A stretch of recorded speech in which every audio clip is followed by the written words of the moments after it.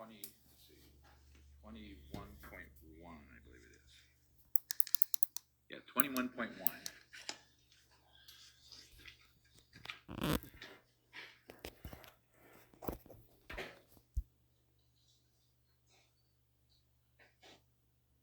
Real-time scenario. That said team had. Supervisor, Yes, sure. may we have the applicant or the representative come up and agree to the conditions of approval, because this did not go to Planning Commission, this came directly to the board. Certainly, if the applicant would come up there and raise your right hand.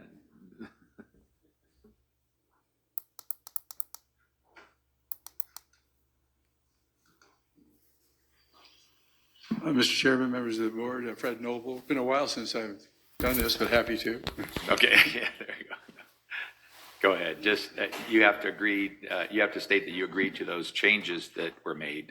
I do agree. And I'd just like to say that this is a project which is a link in a chain of battery facilities to store solar energy up and down the state. It's a $500 million project with a $100 million union payroll. It is, I think, carefully vetted by the staff. And I have to tell you that you have a really wonderful staff here. From Juan Perez to Tim Wheeler to Clarissa Alicia, they've done I've done permitting in lots of places, and I've never seen anything done this well. And I just want to comment. Other than that, we appreciate the approval. Thank you. Thank you. So we do have a motion and a second, and that is approved unanimously. Thank you. Now we will move on to 21.2, and I believe we have hopefully a fairly short presentation. No? Okay. Okay, just, sorry. Not Gone with the Wind-ish presentation, right? I'll try to be quick. Okay. Board of Supervisors, good morning. I'm John Hildebrand, Riverside County Planning Director, here to present agenda item 21.2. For your consideration today, this is the comprehensive overhaul to ordinance number 927, which is the county's short-term rental ordinance. There's also an amendment to ordinance number 671, which is the fee ordinance, to amend the short-term rental application and renewal fees. Today's presentation includes a couple of components. Initially, some background summary to find out how we got here, where we are today. Then we'll jump right into the ordinance 927, the proposed changes before us. And we'll discuss the 671 fee ordinance changes, and then sort of a phase 2 approach of what the Planning Commission tasked staff to come back with for some future considerations, and then finally some recommendations. Before we get started, I would like to acknowledge the huge efforts of County Council, Code Enforcement, our fiscal services to, with all the research they've done, the meetings we've held, all the back and forth with wordsmithing. I also like to acknowledge the community who's here today. They've been a huge part of this along the way, both planning commissions and emails and other meetings out here to help craft an ordinance that really is intended to be a fair approach that protects the community, but also provides an opportunity for residents to use their homes as a short-term rental. So that's the principle under which we crafted this ordinance, as well as trying to maintain compliance with state code. So those two components are what was built into our decision-making process for this ordinance. Jumping right into the background, the original short-term rental ordinance 927 was originally approved back in January 12th of 2016 by the Board of Supervisors. And due to the rapid growth in industry, it was requested by this board, because of the changes going on in the industry, to do a comprehensive overhaul to the ordinance. It was initiated back in February 25th of 2020. And during all the period of time, multiple meetings, multiple back and forths, and here we are, made it to Board of Supervisors with the revised ordinance today. During that period of time, the grand jury conducted their own independent review. That report is available for review and as part of this application package. Many of the suggestions under that grand jury review have been incorporated into the ordinance as it stands today. About the same time, Supervisor Washington and Perez created an ad hoc short-term rental committee to reach out to the community, to provide information and get some feedback about the industry, where it was going, and also work on crafting the ordinance at the same time. Brings us forward to April 20th, 2022, which is the first hearing at Planning Commission for the short-term rental ordinance. It lasted about 5-6 hours. It was continued to May 18th, 2020 hearing, which also lasted another 4 or 5 hours. And then eventually the item was recommended to this board by a 5-0 vote. And here we are today discussing it.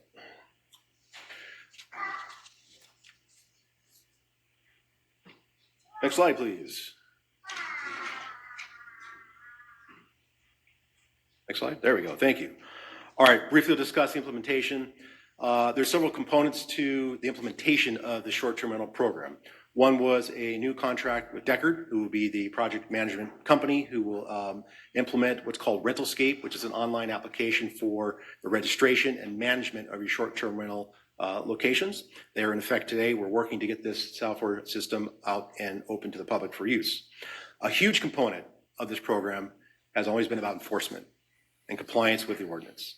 The direction from the Board of Supervisors previously was to enhance the enforcement aspect of all of this, and that has been done. There is a 24/7 live person call center for code enforcement that will respond related to short-term rental issues, house party issues, or other nuisance items that code can send an officer out to, in a real-time capacity, observe what's going on and address it. The request was to build a special enforcement team, otherwise known as SET. There are code enforcement officers now working in the evening hours and on the weekends to address, again, these parties, these illegal short-term rentals, and other nuisance issues are going along with them, again, to respond in a real-time scenario. That SET team has now been fully staffed, and they're up and running. Part of the process with the code enforcement moving forward will do on-site inspections to ensure the short-term rentals are compliant with the code. Last part of the implementation, of course, is the ordinance itself. Once that is in effect, all these pieces will be rolling, and then we'll have a full program in place. And there's going to be a follow-up to this as well. Post-implementation, we'll decide and look at the effectiveness of the program, the effectiveness of the code itself, and make any adjustments as needed with cost or the ordinance to make sure that it works. With that, we'll jump right into the ordinance itself. Next slide, please. Thank you. The next few slides will discuss some of the major provisions of the ordinance, the changes that are being proposed. I'll discuss what the ordinance says, some of the issues around it, and some of the recommendations. Next slide, please. We're just going to jump right into it. The biggest, most challenging provision of this ordinance, which has garnered the most discussion throughout this process, has been occupancy. Occupancy has been a challenge because it relates to challenges with the state government codes and what we consider as best practices. As proposed today, under the ordinance, it allows for 2 persons per bedroom plus 1 additional person. If you have 3 bedrooms in the house, that would be 6 people plus 1, 7 total maximum. If you are 5 acres or more and you have at least 5 bedrooms, you can get up to that 16. That's how it's written today. This is crafted this way as it relates to a lot of the concerns the community had with too many people in a smaller house. It's scalable, it's proportional to the size of the house. It enables a certain number of people in a smaller house, and larger houses have the benefit of having more people there. It's designed to address those issues with impacts related to a transient nature of a house, where you have people coming in and out on a regular basis versus a permanent scenario. This is also governed around the California Building Code. The numbers themselves are based upon the R3 occupancy. Short-term rentals as a use, as a term, is not specifically listed in the state government code in any of the occupancies. What we did was we made a determination that short-term rentals is equivalent to or very much consistent with what they call a lodging house, which is a transient type of occupancy for a structure. Under the R3 code, under lodging houses, you're allowed to have 10 or fewer occupants without having to modify or do any changes to the house. So that limitation of 10 is consistent with that state building code of R3. The 11 to 16 shifts that to the R1 occupancy. And from there, the equivalency of that really is now hotels or motels. And there are certain things that will need to be done to the facility to upgrade it for health and safety reasons, to ensure that the occupants of that in a transient capacity understand where the exits are and have the opportunity to enjoy that house. The idea is that we want to provide an opportunity for more people to go there, but based upon the state building code, really it's a health and safety. It's a health and safety issue. It's not a land use issue. We're trying to comply with what the state building code is telling us we need to do as far as occupancy goes. Board, if this is too restrictive, if we feel that there are some other options for occupancy, we're willing to listen to some suggestions on what you may have to address that or change that as needed. Next slide, please. Length of stay. This was a big one starting out, and one iteration of the short-term rental ordinance had in it a minimum of 2 nights stay. There's a requirement to book 2 nights at the minimum and stay there 3 days instead. This was discussed quite extensively at Planning Commission, and due to some of the operators having a very transient nature of people coming in, just wanting a place to stay for 1 day versus multiple days, the Planning Commission felt that reverting it back to 1 night stay would be appropriate. So it was moved back to that. So as it stands today, the minimum night requirement is one night and simply 2 days. Next slide, please. Structures, what actually can be rented on a property. This is complicated because of all the state legislation that's come out recently. I'll try to simplify it as best as I can.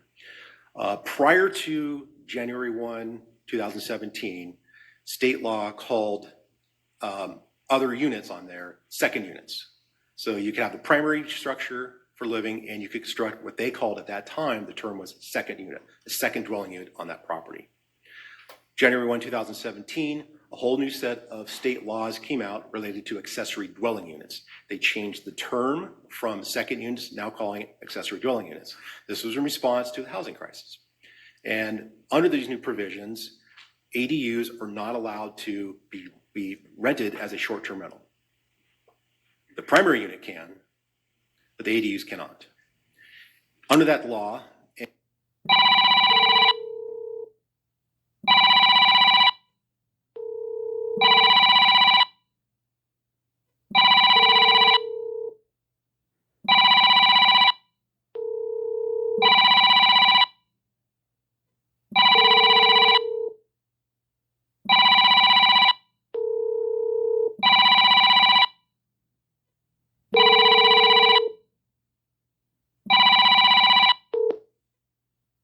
and under the provisions under it, there's implications, how it was read, that it retroactively applies to all previous second units built prior to that date. So as it's written today, the ordinance does not allow second units or accessory dwelling units to be rented as short-term rentals. The primary unit is the only structure on the property that can be rented. Where it gets complicated now is if the entire property is being rented versus if the homeowner or the operator stays in the accessory dwelling unit and rents the primary unit.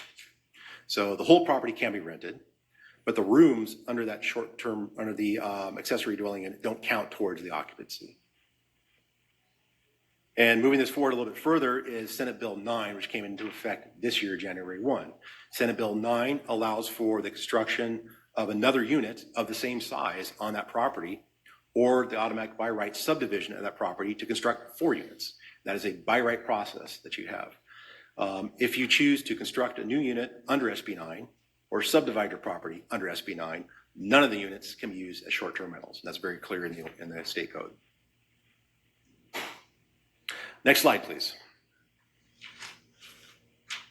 Parking. Parking was a challenge. We went through, again, many iterations of how to park these. We came up with what's before you today. Off-site parking or on-the-street parking is not counted toward the required parking. You must be able to park your short-term rental on-site. And the ratio for parking is now 1 space per every 4 occupants. So if you're allowed to have 8 occupants, you need to demonstrate that you have 2 parking spaces on-site on your property. Next slide, please. Signage. Signage was discussed pretty extensively as well. And let me break this into 2 parts. There's a requirement to have signage and a package of information inside the facility. The good neighbor policy, the rules and regulations for short-term rentals, contact numbers, and a package of other sort of greeting information related to the short-term rental. That was not the issue. Stuff on the inside is a requirement, and everyone agreed with that for the most part. The challenge that came up with was the signage on the exterior of the facility. There's a requirement in the ordinance today, as proposed, to maintain a sign on the exterior of your property that's readily visible, either on the building or near the front, that has the following information. Your short-term rental certificate number to testify that it is certified. The name of the responsible operator, phone number who you can contact immediately in case there's a problem going on in that facility. The maximum number of occupants permitted to stay in that unit, again, based upon the room size. And then the telephone number of the county's 24-hour code enforcement department. There were some concerns about displaying signage on the exterior of properties related to privacy. One of the issues that came up with, if my neighbor doesn't like me, I'm having problems or fighting, and they end up calling me or calling code enforcement on an ongoing regular basis to report me because we're fighting. And there was some pushback on doing that because of those privacy concerns. Code enforcement and planning maintain, that's critical to have the signage on the exterior to specifically identify that is a certified short-term rental with this very basic information on there. In the event that there is a problem, the neighbors have access to that and they can have that information easily and readily available. Next slide, please.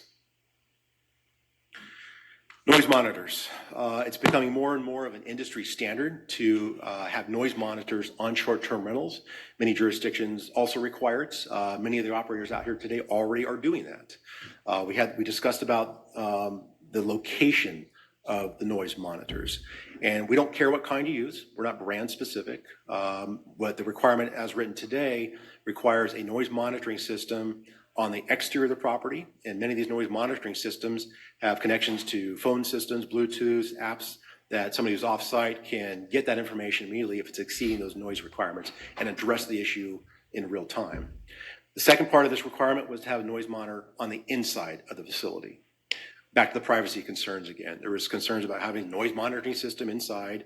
Why do we need one on the inside if we already have one on the outside? It was the direction of the commission at that time to have a monitor on the inside and on the outside. If this is too limiting or too restrictive, we can look at some other options for this provision. Next slide, please. Moving forward to the inspection side. Generally, in order of operations, when someone submits an application for a new short-term rental, code enforcement will receive that application request. They will schedule a time to go out and visit that short-term rental operator on site. When this ordinance becomes effective, there will be a list of things that they're required to do, including noise monitoring, demonstrate parking, have the certification in hand. The code enforcement officer will inspect the site and certify them that they're ready to start operating. For renewals, there will be automatic renewals unless there has been a violation throughout the year. If there's been a violation, code enforcement will go back out to inspect the facility before an automatic renewal occurs to make sure that the violation has been cured and just have opportunity to meet and greet the operator to make sure that they don't have any issues or the things moving forward. Next slide, please. Part of the inspections and part of the enforcement side of this, which we spent a great deal of time on to make sure that the bad operators would be addressed very quickly, very immediately by the new enforcement provisions. Under Senate Bill 60, this Senate bill was specifically created to provide higher enforcement violation fees for short-term rentals throughout the state. Part of the ordinance now beefs up the violation dollar amount for first, second, and third based upon the Senate Bill 60, and this is in our ordinance today. So if we have bad operator, first violation, if verified, will be that $1,300, $3,000, and then $5,000, so on. After the third violation has been issued, code enforcement and planning will take action to automatically revoke their short-term rental certificate. Some of the concerns about this particular issue had to do with, again, if I'm an operator and for whatever reason I have a bad booking that time and they get out of hand and I get a call to go correct it from code enforcement, does that count as the first violation? Not necessarily. The responding code enforcement officer will case by case evaluate the scenario, evaluate the situation, and won't automatically issue a notice of violation. They'll evaluate what's going on. If it's egregious enough and rises to the level of violation, a violation will be issued. They will make that determination. Next slide, please. There was a lot of discussion about the compliance with our wine country plan as it relates to short-term rentals, and that should they be allowed, are they not allowed? And short-term rentals comes down to really a permitting process, not a land use issue. And the way it's defined in our ordinance, the very last provision on there states under the definition, short-term rental is a legal privately owned dwelling. And it goes on with the different provisions, but it's not based upon zoning or in the zoning provisions in here. A legally private owned dwelling can be used as short-term rental, regardless of the zoning. As a result, the homes within the winery country area, under these specific zones, wine country winery existing, et cetera, qualify just as a structure, and they may be used as a short-term rental.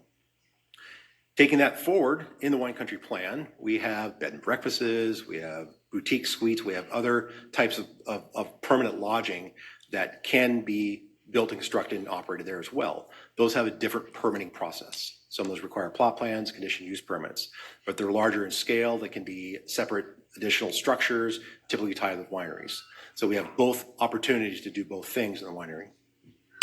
So in short, short-term rentals per our ordinance are allowed in the wine country plan area. Next slide, please.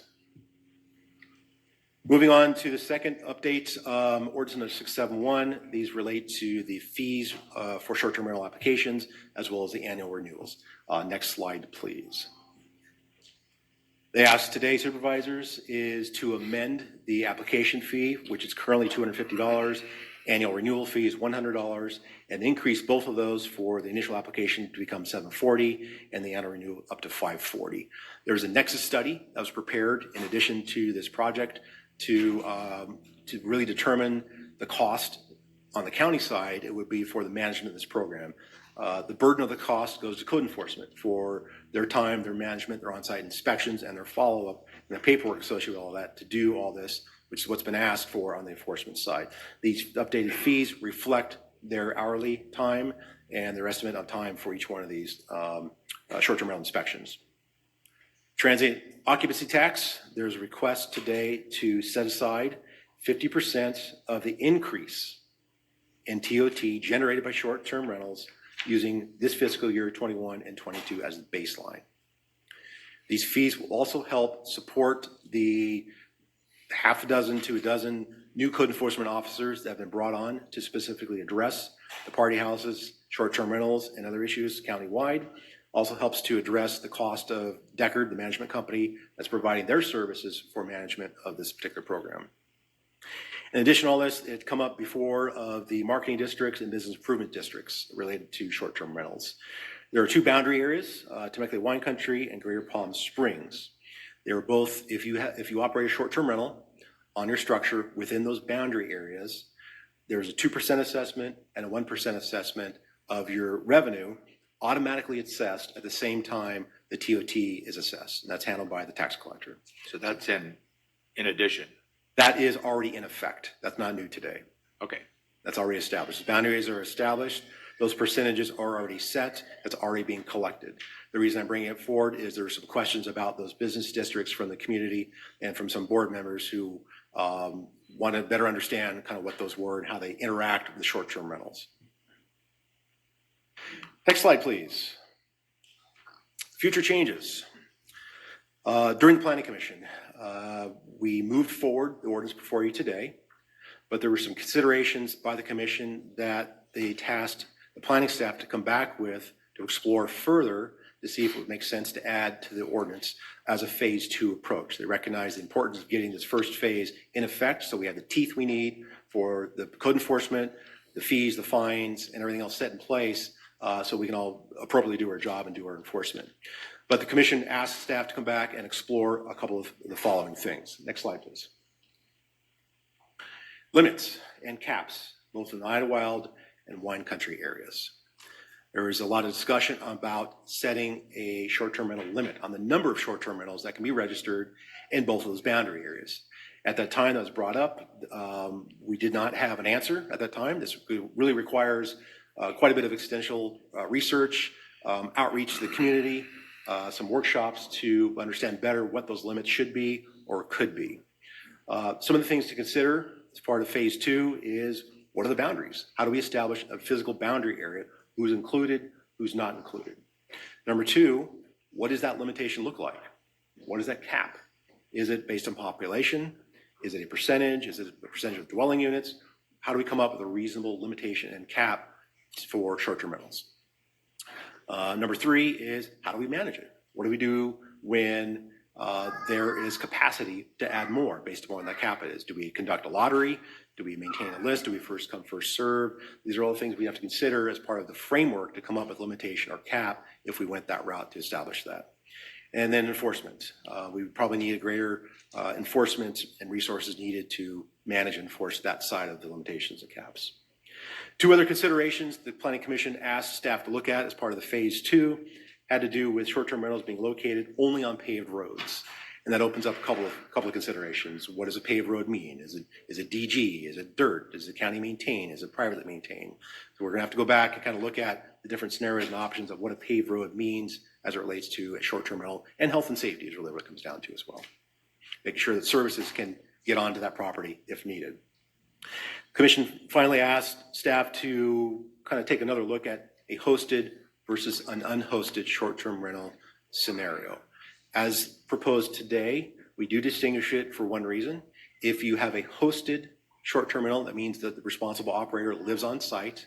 You can now rent multiple rooms to different bookings on site. If no host is there, you may only rent to one group of people at a time. Now, some cities, some counties require all short-term rentals to be hosted. They require a responsible operator to be on site at all times. Our ordinance doesn't do that at this time, but that was a consideration the Planning Commission asked us to look at again.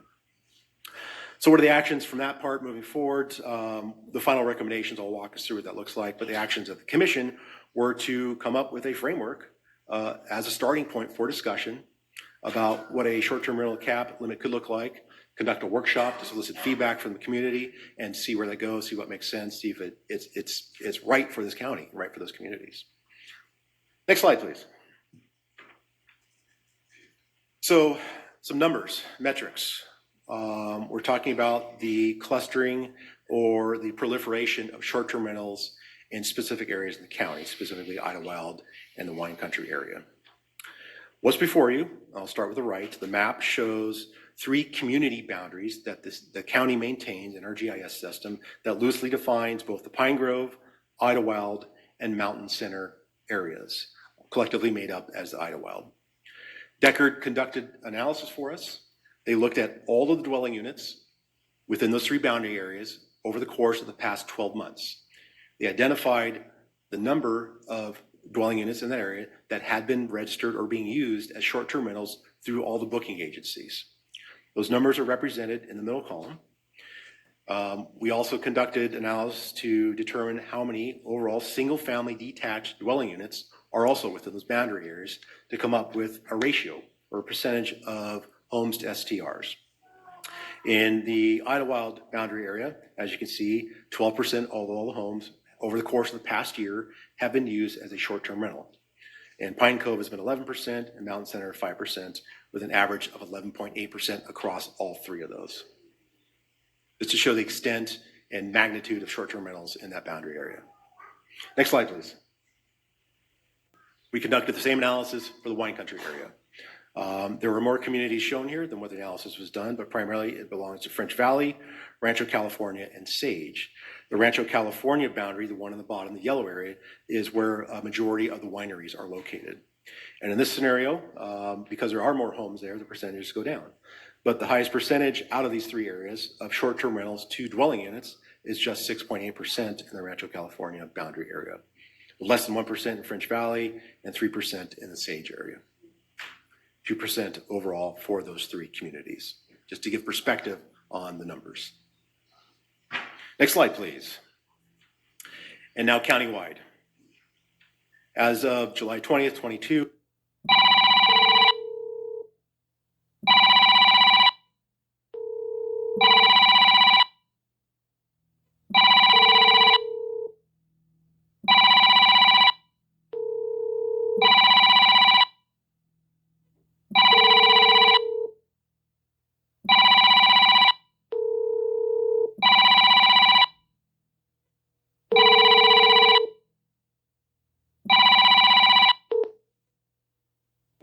we now have a total of 1,000 84 registered short-term rentals countywide. I emphasize registered.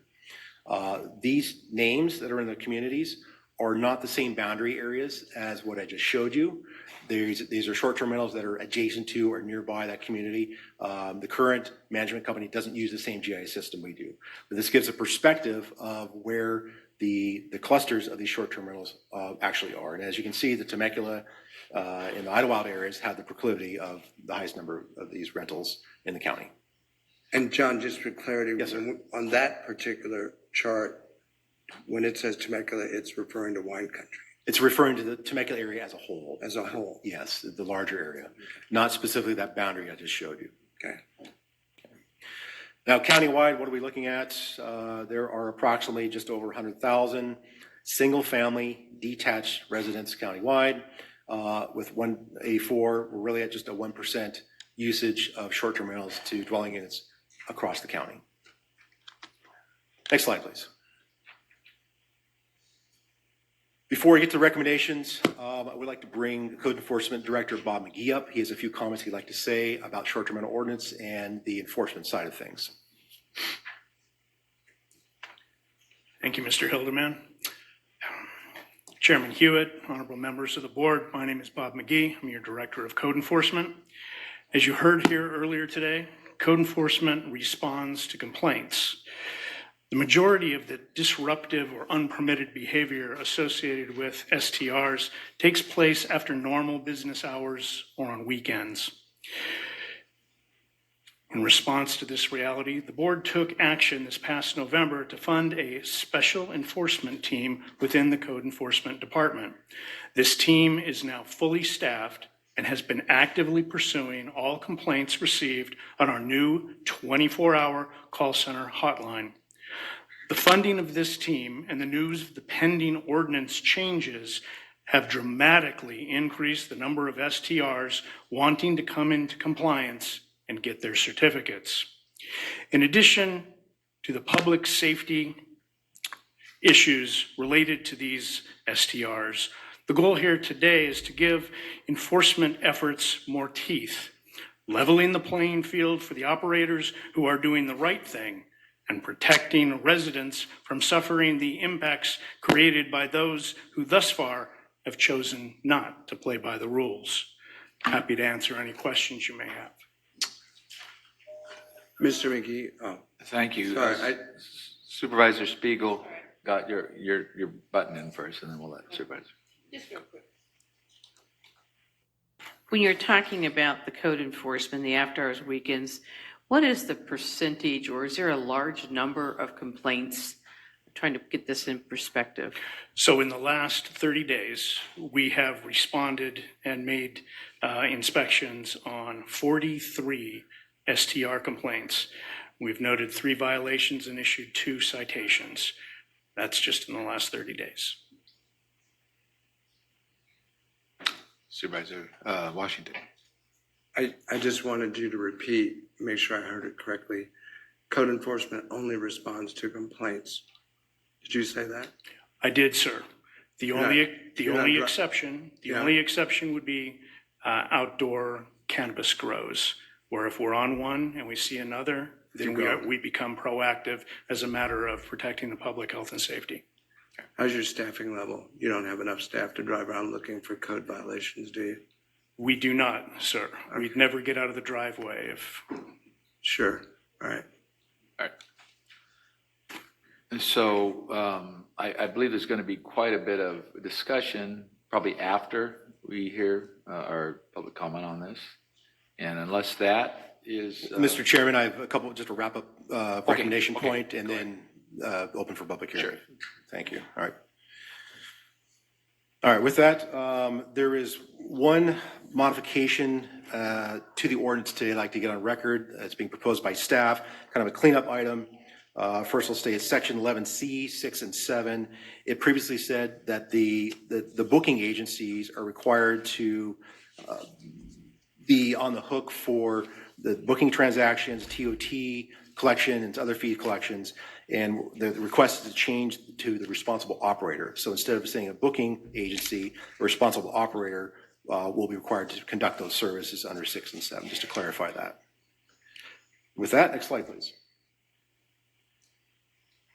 Supervisors, this is a lot to unpack today. A lot of different details and provisions under it. I will walk us through what staff's recommendations are for this board today.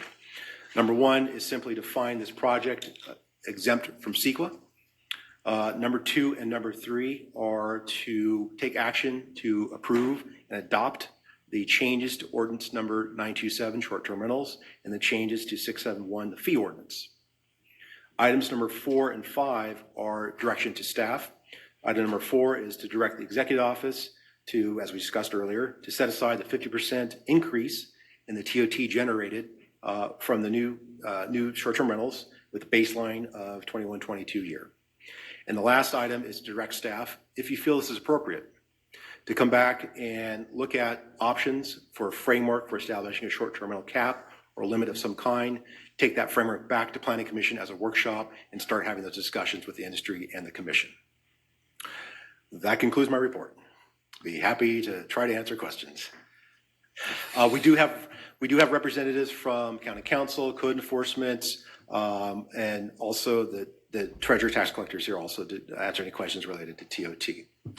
Thank you. Mr. Hildebrand, again, we have Supervisor Jeffries. Did you want to say anything before? You have a couple. Okay, go ahead. I'm going to apologize up front. I need you to go back to your initial slide presentation, Which slide? the one that went through all the highlights of what this proposes to accomplish. I was doing my best to take notes on everything. I want to make sure before we get too far along. So just Go forward. next one. Go next forward. One. One more? One more right there. That's up. Yeah, start the operate. Back one, please. There, that starts it. Okay, that's the one that does with the occupancy limitation. So that's the one that has the most heartburn for me. Let's move to the next one. Definition, yeah, I'm not on board with the state interpretation that you're utilizing, but that's a different issue. Let's move to the next one. Next one. I also don't agree that SB 9 intended to regulate the short-term rental market, but that's your interpretation. We'll deal with that next.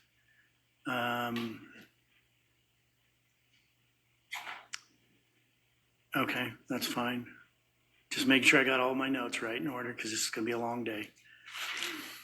Yeah, I will not support interior monitoring under any circumstance, but that's for a vote later on. I'll have questions about inspections, whether or not we're going to have a government official go in and inspect somebody's bedroom. I'll have heartburn over that, so let's go to the next one. Okay. And the next one. Wine country, that's Chuck's problem. He can figure that one out. Okay. Thank I you. didn't hear a question in any of that. No, you didn't. I just clarifying. I want to make sure I had my notes right. So thank you for the review. Anybody else want to poke at Mr. Hildebrand right now? Overall, Mr. Chair, I think I agree with Supervisor Jeffries and his points that were made. The only other concern that I would bring up, and I'm willing to listen to a community that's here, is just the length of stay. I have received quite a bit of calls, concerns from folks back home that the length of stay should not be to a one-night minimum, but wanted to hear people out today as well. So, thank you. Supervisor Spiegel, did you want to say anything else? I guess where I have my first priority is property right issues, but at the same time, public safety. I mean, so trying to take the two and meld them to where we can get to a reconciliation that's going to be happy for most. I'm sure we're not going to be happy for everybody, but I think that, you know, when we start looking at, I totally agree with no interior monitoring. Signage, I have a hard time with personal information on a sign. Once we start doing that, you're saying this home is empty. But, which goes back to, my first question is, when you and I first spoke, is this a business Or is this extra money on the side renting out my home? And that's the bottom line question that has to be resolved for me, because if it's a business, then it's a whole different animal. We're allowing someone to take their home, but how many were there homes that are strictly for short-term rentals? Supervisor, you hit the nail on the head. This has been a balance between ensuring safety, public health and safety, a quiet community, but also providing an opportunity for someone to use their home as a short-term rental. And creating a set of rules and regulations that balance that has been very challenging, as we've heard. And the privacy issues, and there's business issues, and there's personal issues of I've invested in my home. I don't want to be interrupted by the operations of a short-term rental. And this ordinance is intended to strike that balance and provide that necessary tools and teeth that somebody can use as a short-term rental, but also protect the community. So Right. That'll be for you guys to decide today. Well, and what happens is then you get the competition with hotels, which have more stringent, do we, if they had the larger occupancy, do we start looking at having to have sprinklers? I mean, that's another grave area of concern because of the safety issue. But if you're going back to sleeping there versus a party, these are designed for a short-term rental for occupancy, which means you're staying there, not a party to where someone's going to rent it for a college frat party or something. I mean, these are the things that it's one bad apple that's spoiling it for everybody. And that's really what's happening. And we're trying to say, how can we get to something that's going to work and get rid of the bad apples? But you always have them. Every business that we have has the bad apples. And so, we have to do this balancing act of trying to get where we're going to be. And parking, I get what you're saying, but if it's a short-term rental that's in a housing tract, if I'm living there, it's my house, I'm parking on the dirt. So why are we going to, unless you're now going to say it's a business, now you got to pave it. So we got to go back to what the fundamental reason is. This is where I'm in a quandary on how we're going to get that balance. Now, looking at your little chart there, my district has under maybe 5 in my entire district currently, and won't change a whole lot when I gain a little bit more. But so I don't want to hold things up because I don't have that problem, but I certainly want my voice heard that I represent the entire county, not just my district. Thank you for that. Supervisor Spiegel, I have a comment on one thing that you brought up, and I meant to clarify earlier. The ordinance before you today is for short-term rentals. It has nothing to do with events or temporary events. The short-term rental limits the structure for a transient occupancy. It does not permit parties. It does not permit events or weddings or anything else to go along with it. It's just for occupancy. If somebody wants to conduct an event, they really can't do it because this is a residential property and this would be a commercial event on a residential property. So we have that challenge ahead of us. So. Have we looked at like Big Bear, which is a huge short-term rental area? Have we looked at their ordinance and how they work that? Briefly, most of the ordinances are crafted very similar to ours. They either have signage, don't signage, they have some sort of limitation on numbers, and they're trying to prevent the same things that we're trying to prevent, the impacts of short-term rentals on the community itself. And they have their own rules that address that in their own way. So, yeah, because I also take myself, which is if it's like a family going on, I had 5 kids. Sure. And I have to be responsible for all 5 because my husband would never want to be in a hotel room. So we either threw them all 5 in the same room with us, or he has a room by himself. That was how it was. Just kidding. Not really. But I mean, when you have legitimately large families, it's challenging when we start doing occupancy with the kids, because we had some friends that had 7 kids and we had 5 kids. We've already outmaxed the maximum with 2 families. So, that's another thing that I'm challenged looking at. Okay, are you good? Thank you, Mr. Chairman. John, I'm going to try to refrain from making comments and just ask questions. Sure. But if it doesn't sound like a question, just put a question mark after it. Copy. Help me out there. Again, I don't want to get in trouble with county council. The 16 limit, Yes. I believe you said that that was based on the state building code. And there's a reason for that? Yes, Supervisor, let me clarify again. It's not a land use issue, it's a health and safety issue when it comes to structures and number of people in a structure. And what we have to hang our hat on is the building code, essentially, in the R3 and the R1 occupancy types.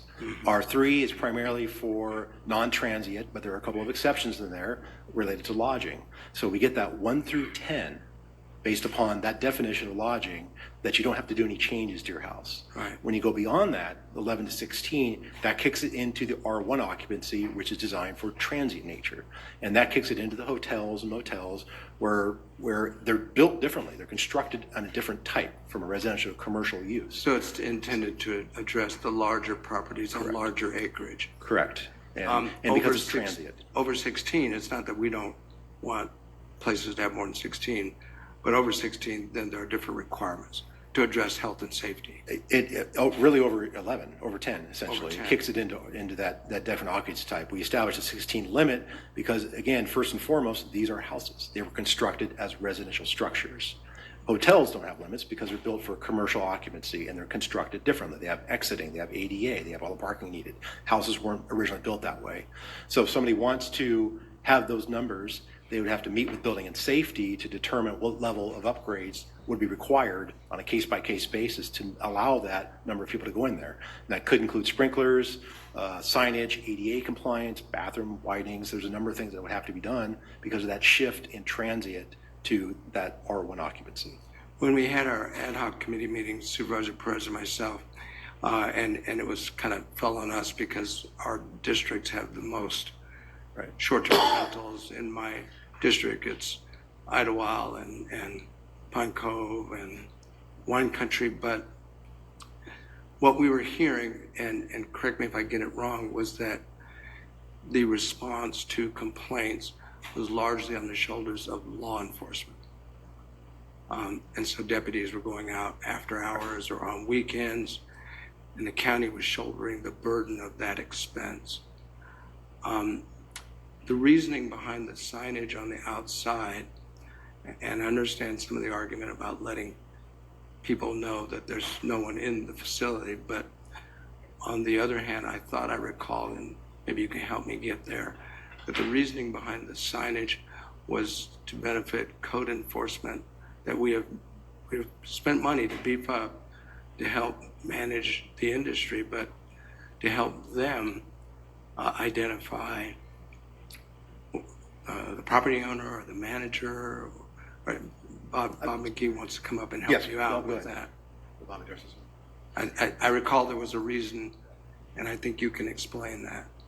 Thank you, sir. The main reason was to identify the property and allow the adjacent residents an outlet to first contact the responsible property manager. That way, they have the opportunity to address that first. Otherwise, they're just contacting us. And if we show up with our noise meter, then that's a violation, and they instantly get their violation. With response to identifying it that Supervisor Spiegel brought up, I come back to two words: personal responsibility. If this is your business, you should be proud of your business, and you should not worry about displaying that sign out there to let everyone know that this is a business. The other part of that is if you don't display that number, then, or you can't or don't want to respond within 60 minutes, then you're telling your neighbors that you're okay with them suffering that long with whatever is going on with a potential unruly party. So we believe strongly that the signage needs to be there for the protection of the residents who are simply enjoying their lives. Because after all, this did start out as a home, right? That's correct. Yeah, in a neighborhood. Okay, and then the noise monitor, because we heard from some managers of short-term rentals that they actually already had installed noise monitors inside because they wanted to know if it was getting too loud inside the place that they were renting, so that they could be proactive. Is that your recollection, or did I? Yes, and that has been occurring, and our SET team has worked with responsible parties who will let us know, I'm on the property, they are over their limit, and I'm going to knock on the door right now. So because they are correcting, then there's not a violation. Right. Also, if I could just take a moment to let you know that it's not just STRs that our SET team has been responding to. We get light trespass complaints from people having parties. We get noise complaints, again, people having parties. And then there are the special events, the rodeos, the concerts, and the weddings that are not permitted. And we've responded to several over the last 30 days and issued a number of citations. So our special enforcement team has been very active in responding to nuisance-driven complaints. Thank you, Mr. McGee. Thank you, Mr. Chairman. Oh, thank you. So I got a few words before we get into this. There's a lot of you here. We've got a lot of people that are going to get up and give 2 minutes of testimony. And as we go through this process, if you're here and somebody else has said exactly what you said, because I believe a lot of you are going to have some of the same ideas on where we should go with this. If you just stand up and say, hey, I agree with so-and-so, you being here means big. That's a lot. But also for keeping us to where, it's a little bit ironic that we're talking about short-term rentals, but this is going to be a long-term meeting, if you know what I mean. We can work together. So far, you guys have been one of the best full houses we've had. So if we can continue that, this is all about getting the issues out there. This is a very, very passionate, a very, very important, meeting. Look, the world's changing. This is the Uberization, high tech. We saw there was fight back from taxi cabs and stuff when Uber came in. There's a lot of different people with a lot of different agendas or passionate ideas of where they should go. And you've already heard from some of my colleagues about some of their concerns or whatever. Are we going to craft the perfect ordinance? Probably not. But we want to get it as good as possible. So today, if you can, like I say, if you've got something that hasn't been brought up, it's something that's very, very important, make sure you come up and tell that. But if it gets to the point that we're hearing the same exactly 3 or 4 points over and over again, you might have a better effect on us if you just stand up and say, hey, I agree with that, and then we move on. So with that, we've got, what? Oh, a quick question from Supervisor Spiegelman. When we go back to the bedroom thing, since that's my question on occupancy, on section 4B, it says bedroom, any area of the short-term rental normally occupied for sleeping purposes is legally permitted as a bedroom or loft. We have a bonus room with sleeper couches in it. They sleep there. Is that, even though it's not called a bedroom, but you've got a bonus room that's utilized for that? Good question, Supervisor. This has come up many times. What is a bedroom? How do we determine how many bedrooms are in a facility? One of the ways we were planning on doing it is coordinating with the assessor based upon the square footage of the house. We would come up with a methodology to determine specifically how many bedrooms are there and then apply that ratio towards it. Code enforcement would be responsible for making that determination through an inspection process or just by the applicant telling them this is how many bedrooms we have. And there's a couple ways to fact check it. And then when you get to estate property, since the maximum 16, when a very large property and they're 5 acres, they've got a 14,000 square foot house, you're going to exceed the 16. How are we addressing that? How would you like us to address it? Here's the challenge, supervisors. Again, those estate houses, again, were built as a house, whether it's 2,000 square feet or 14,000 square feet. They were typically built using the residential code.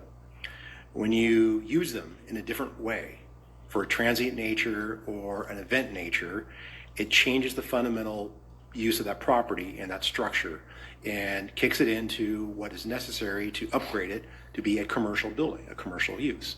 And the challenge is when you have transient nature, people coming in and out of it who are unfamiliar with it, it can be a problem because they're not familiar where the exits are, or parking, or bathrooms. It's not designed or built or constructed to a commercial standard that accommodates ADA, that accommodates parking.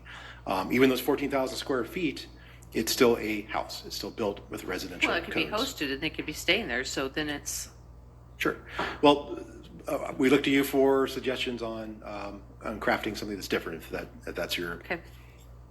Thank you. yes. Okay, thank you. And now as we go into this, and we will be opening the public hearing here momentarily, but Keisha, how many people do we have on the line for this item? We have roughly 19 folks on the line. Okay. And 47 in chambers. A number of the persons who've requested to speak are giving their time to someone else.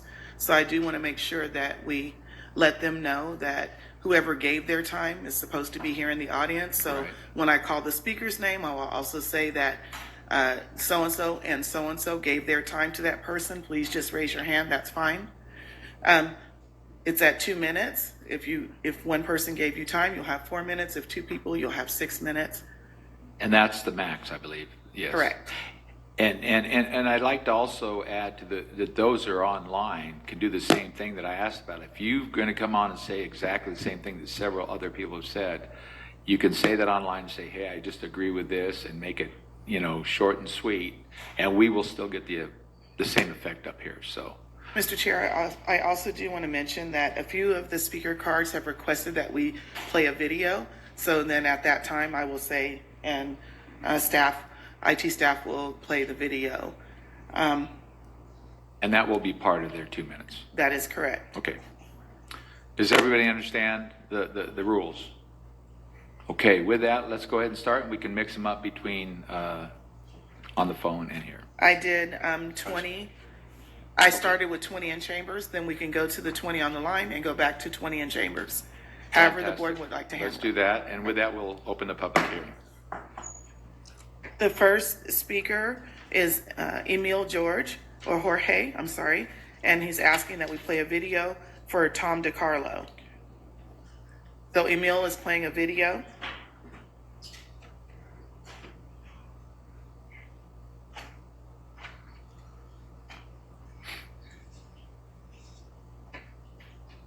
Have summarized some of the thoughts we've heard today and maybe clarify some points that we received in testimony. Mr. Hildebrand? I want to start with occupancy again. This seemed to be one of the primary issues that came up. And A couple of the speakers referred to the city of San Bernardino code requirements based on a square foot approach. Can you comment on that? was the government code or the building code, which is not as scalable. If you strictly go by those square footage amounts, you could have a 3,000 square foot house with 60 people in it, right? If you add it all up. Yeah, sure, just a moment, hold it. We heard some extraordinary. Yeah, we need to hear it, having yeah. to be made So let's start this trying one to over. Find data on violations or problems that occurred on individual parcels. And there was Supervisor, I'm advised that accounting it's system, so they had to it's go as to high as the it can go. of where they were able to get some information. We don't have a single source for reporting all that. Yeah. Being Deckard Online is to start tracking and managing issues related to short-term rentals. It'll enable us to create a robust database, a better tracking system, and certainly information about the notices of violations that are associated with short-term rentals. So getting those guys in effect will help all of us, county-wide, track and understand the extent of the problems. I don't believe that all large groups equal a party. I've gone on vacation with multiple families, it could be 3 or 4 families, and the parents and there's kids. Just because we're a large group that's assembling doesn't mean that we're having a party. Kind of unfair that we associate a large group or a number above 10, that we're automatically thinking it's going to be a party. I think the city of Palm Springs, homes with 5 or more rooms, they